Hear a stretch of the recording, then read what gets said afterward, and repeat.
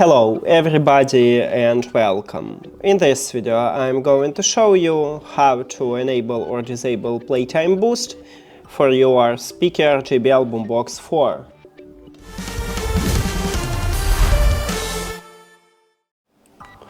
You have to start by open JBL Portable application. And of course you should add your speaker to the application. It should be turned on and connected with the phone. Then the application open for you a speaker menu. But if you're in the main menu, just tap at your speaker at the device list.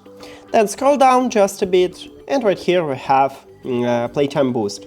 So turn it on, and to turn on the speaker you need to click at this slider. The slider have empty background. When you turn on it, you will get louder sound and longer battery life. If you don't want this, just disable this mode by tap again one time at the slider if the slider have colorful background.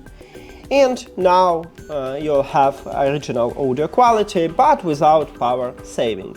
That's it.